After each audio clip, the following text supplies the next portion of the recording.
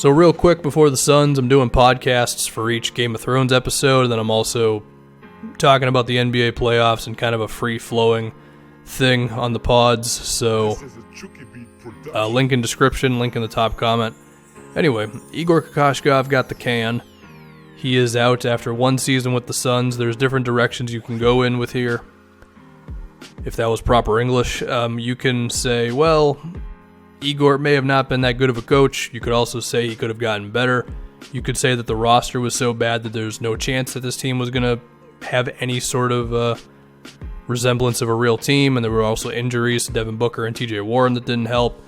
But you could also say, again, he could have improved, and consistency is important in today's NBA. The idea of keeping the same guy around so the players can be familiar with him and everybody can strive for the same goal in terms of play style, and the rotations are never going to be in question. All that stuff matters, right? So we can unpack all of these things. And I actually do want to start with the consistency stuff. So I look at Dwayne Casey in his time with the Raptors, and I don't think anybody would have considered him to be some great head coach. I mean, he wasn't bad, and he got better throughout the years, but his rotations and his lack of creativity in the playoffs and not being willing to completely adapt to today's NBA in the sense of Nick Nurse was the one who finally decided to put Serge Ibaka at center, and also there's reason to believe that Nick Nurse was the reason that the Raptors started passing the ball more in Dwayne Casey's last season. So the X's and O's stuff for Casey wasn't the best. But again, every year going into training camp, DeRozan, Lowry, Valanciunas, Norman Powell, other guys who have been here who I just don't remember off the top of my head, they all knew what the system was going to be. They knew what the hierarchy of shots was going to be. They knew the play style, and there's value in that. I mean, Toronto, even throughout some of their disappointing playoff losses, they came in the next season ready to go. I mean, after they got swept by the Wizards, didn't they win like 57 games or whatever? If it wasn't that next year, it was the year after or whatever.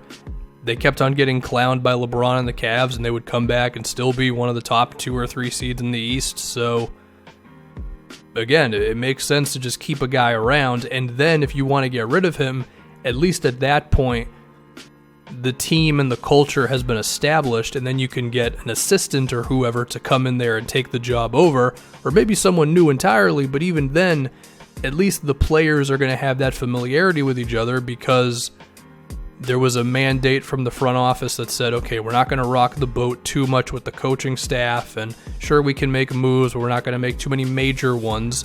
So then by the time it actually is time to get a little ruthless and drop the coach when they're not good enough, it's not going to put the team into shambles, right?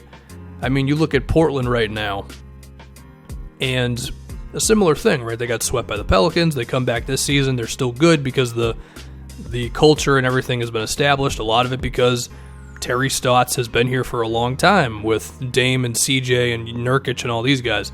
But even then, I think if the Blazers would have fired Terry Stotts, it wouldn't have killed the team because a lot of what Terry Stotts did and has done is make sure that team stays together. So, yeah, this could have been a similar thing with the Suns, where you keep Igor around for a few years, you hope that he gets better, and then you can eventually fire him, and the fall-off wouldn't have been as bad, hopefully.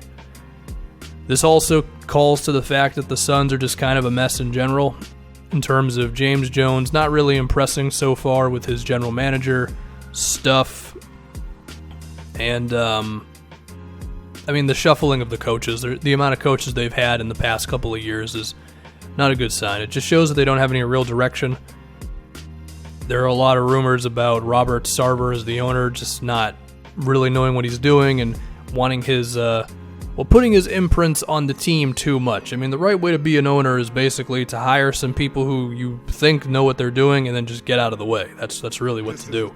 And based on just reports of people who have more connections than I do, it seems that's not really the case with the guy.